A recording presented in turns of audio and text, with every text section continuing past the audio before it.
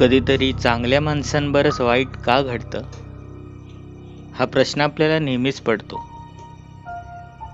पण मी असं का बोलतोय हे तुम्हाला कथा ऐकल्यानंतर समजेल. पण त्याआधी चॅनलला सबस्क्राईब केलं नसेल तर सबस्क्राईब करून बेल नोटिफिकेशन दाबा.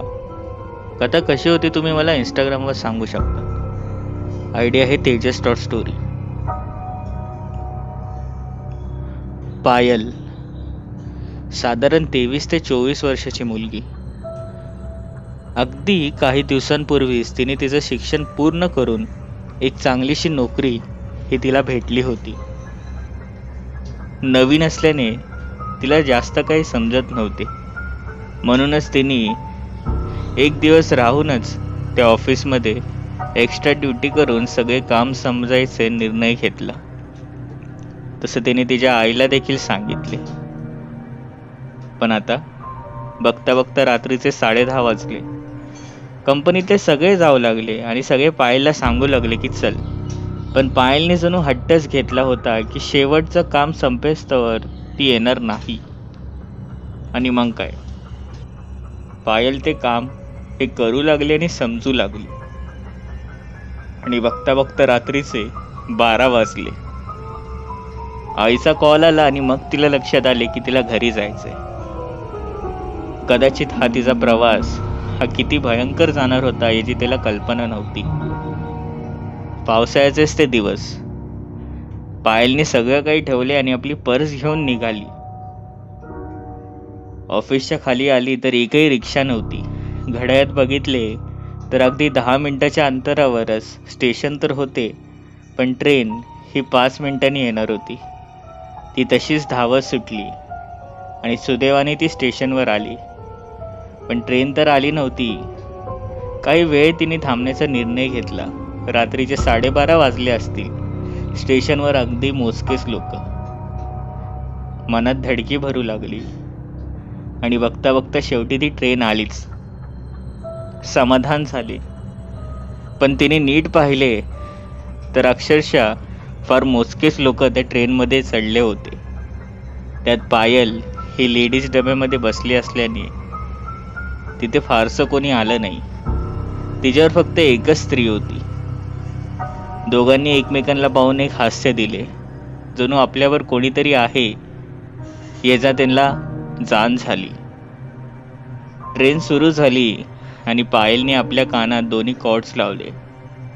आपले डोळे बंद केले आणि पुढचा स्टेशन येताच त्याच क्षणी ती समोरची ती बाई ही उतरून गेली. आणि पुन्हा एकदा पायलच्या मनात धडकी भरली की आता आपण एकटेच, काही होणार तर नाही ना. घड्याळाकडे बघितले तर अक्षरशः 25 मिनिटं तिला लागणार होती. ट्रेन सुरू झाली. बाहेर सगळा अंधार, त्यात ते थोडंफार येणारं आतमध्ये पाणी, यातच तिला आश्चर्य वाटत होते. तसाच पुढचा स्टेशन आला. तो स्टेशन देखील खाली होता. ट्रेन निघणार, पण त्याच क्षणी पायलचा जो हात हा खिडकीला लागून होता त्याला कोणीतरी हात लावला. पायलने दचकून बाहेर पाहिले तर किमान एक 80 वर्षाची म्हातारी होती, जी पायलकडे तशीच पाहून हसत होती. त्यात पायल ही रागात बोलली, काय इकडे, जावा, काय नाही इकडे. ती तशीच हसू लागली आणि हळूहळू करून ट्रेन हा हॉर्न येताच ती आतमध्ये चढली. पायलला तर अजून भीती वाटू लागली. ट्रेन चालू होताच ती म्हातारी बाई हळूहळू करून पायलच्या जवळ येऊ लागली.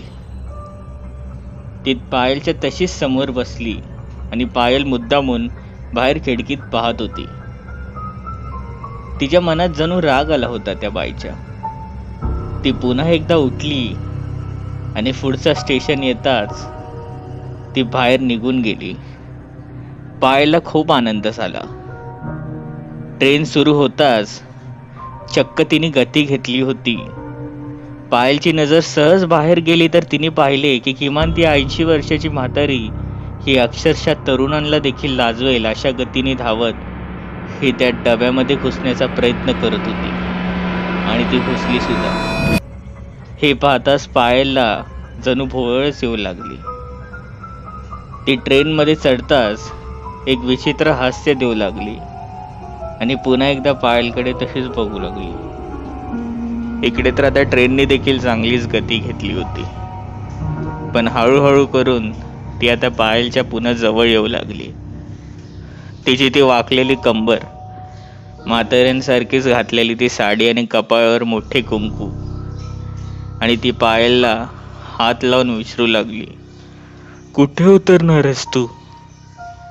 पायलने काहीच उत्तर दिले नाही आणि ती बोलू लागली, बर नको सांगू. आणि बघता बघता पायलच्या समोर ती ताठ होऊन उभी होऊ लागली आणि अक्षरशः तरुणांसारखीच ती ताठ होऊन उभी झाली. पायलने हे दृश्य पाहिले आणि तिला देखील आश्चर्य वाटले. हळूहळू करून ती तशीच त्या डब्यामध्ये चालू लागली.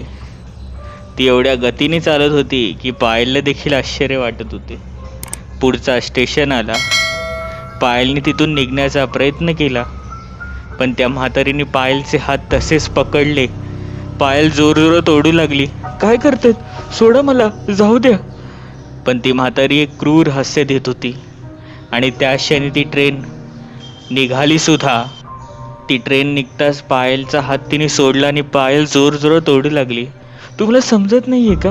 कशाला माझ्या मागे लागलात? सोडा मला.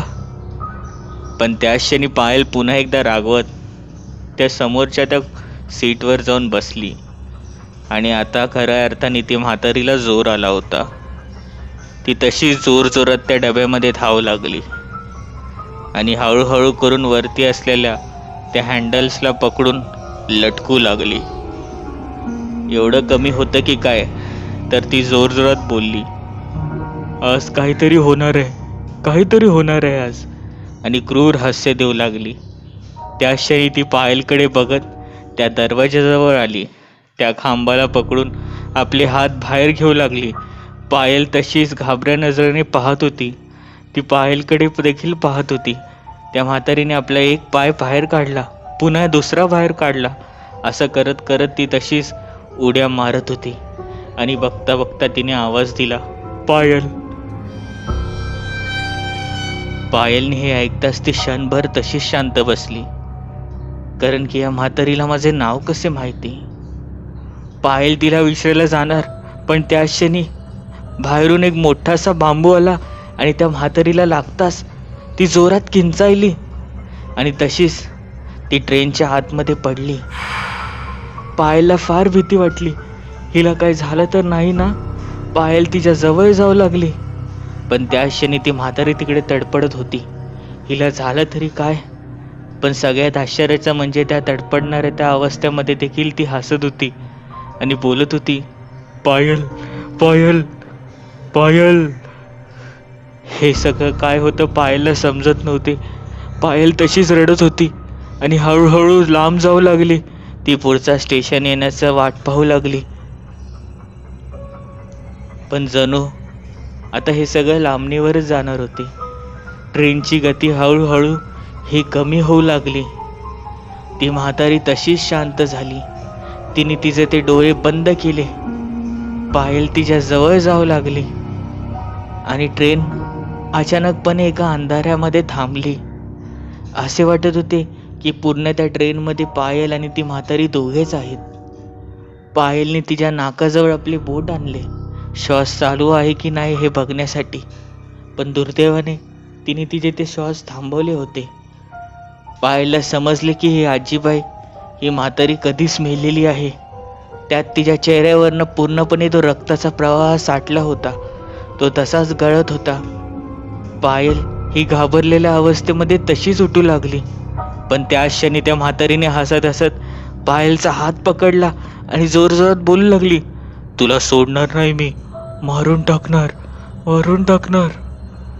पायल तशीच जोरात किंचाळली आणि मागे जाऊ लागली, पण त्या रक्तबंबाळ झालेल्या अवस्थेमध्ये देखील ती म्हातारी उठली आणि पायलला एक धक्का दिला. पायल त्याच अंधाऱ्यामध्ये खाली पडली गेली. ट्रेनच्या बाहेर पायल पडली आणि जणू त्या दगडांमध्ये असलेल्या तिलाही थोडीफार जखमा झाल्याच. त्यातच ट्रेनमधनं ती म्हातारी पायलला बघून हसू लागली. ट्रेन सुरू झाली आणि निघू लागली आणि त्या म्हातारीने तशीच उडी मारली. आणि पुन्हा एकदा पायल समोर जणू ती खाली पडली आणि बेशुद्ध झाली. काही क्षणातच पायल त्या म्हातारीच्या जवळ आली. पुन्हा एकदा तिचे नाक आणि कान तपासले. ती जिवंत तर नाही ना, पण खऱ्या अर्थाने ती मेलीच होती. पायल तिथेच जोरजोरात रडू लागली. हे चाललंय तरी काय? पायलने आपला मोबाईल काढला. कळत न कळत तिने फोटो काढण्याचा निर्णय घेतला, जेणेकडनं तिच्याकडे काहीतरी पुरावा राहील. तिने सहज तिचा तो मोबाईल आणि तो कॅमेरा हा त्या म्हातारीकडे वळवला आणि समोरचं ते दृश्य पाहून पायलच्या हातातून तो मोबाईल खाली पडला. कारण की पायलने आपल्या मोबाईलमध्ये पाहिले की ती म्हातारी त्या मोबाईलमध्ये कुठेच दिसत नव्हती. ती दिसत होती तर फक्त तिच्या डोळ्यानेच, तिच्या मोबाईलमधनं नाही. हे पाहताच पायल जोरात किंचाळली आणि धावू लागली. पण पायलच्या मागेच ती 80 वर्षाची म्हातारी देखील धावू लागली आणि ती एकच बोलत होती, मी तुला सोडणार नाही, तुलाही मारून टाकणार तुला. आणि पायलच्याच गतीने ती म्हातारी धावू लागली. बघता बघता पायलच्या देखील ती पुढे गेली. पायल ही जोरजोरात रडत होती, जाऊ दे मला, सोडा, मी नाही परत इथे कधी येणार. पायल ही आपल्या जीवाची भीक मागत होती. पण आता सगळं काही शांत झाले होते. आजूबाजूला सगळीकडे अंधार होता आणि पायलने ठरवले की तसंच धावत जात पुढच्या स्टेशनला जायचे आणि कोणाची तरी मदत घ्यायची. पण आता तिला कसलीच वाट कळत नव्हती. ती पुढे तशीच चालत जाऊ लागली आणि तिने पाहिले की तिच्या समोरच 2 डोळे चमकू लागले होते. बघता बघता ते स्पष्ट दिसत होते. ते डोळे आता त्याच म्हातारीचे होते. पायल तशीच ही उभा राहून बघू लागली. ती म्हातारी ही हवेत तरंगत होती. तिचे केस हे सफेद हे वरती तरंगू लागले आणि त्याच अवस्थेमध्ये ती पायलला बोलली, मी तुला पण मारणार तुला. आणि ती एक हास्य देऊ लागली. इकडे बघता बघता पायल पुन्हा एकदा पडू लागली. पण आता पळता पळता तिचा पाय हा त्या रेल्वे ट्रॅकमध्ये जणू अडकला होता. ती म्हातारी तशीच पायल जवळ आली आणि क्रूर हास्य देऊ लागली. पायल त्याच क्षणी बोलली की तू जा आता इथून, नको त्रास देऊ मला. आणि ती म्हातारी त्याच क्षणी तिथून अदृश्य झाली. पण पायलच्या चेहऱ्यावर खूप मोठे लाईट्स पडले. पायलने स्पष्ट बघण्याचा निर्णय घेतला आणि ती बघू लागली तर तिने पाहिले की तिच्या समोरून एक भली मोठी ट्रेन येत होती आणि क्षणभरातच तिने पायलला तिकडेच उडवले.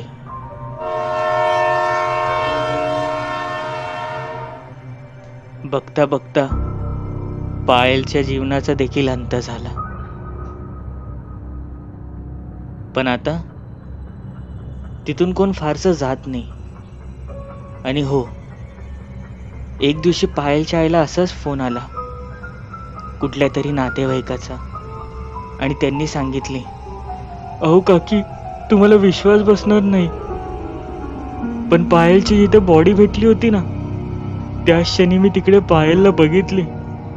पायल मला बघून तशीच हसत होती, पण तिचे डोळे पांढरे पडले होते आणि तिच्याच बाजूला एक म्हातारी देखील होती. ही कथा कशी होती? आवडली असेल तर चॅनलला सबस्क्राईब करायला विसरू नका. बेल नोटिफिकेशन नक्की दाबा. कथा मला तुम्ही कशी होती इंस्टाग्रामवर सांगू शकतात. आयडी आहे तेजस स्टोरी. भेटूया पुढील भागांमध्ये.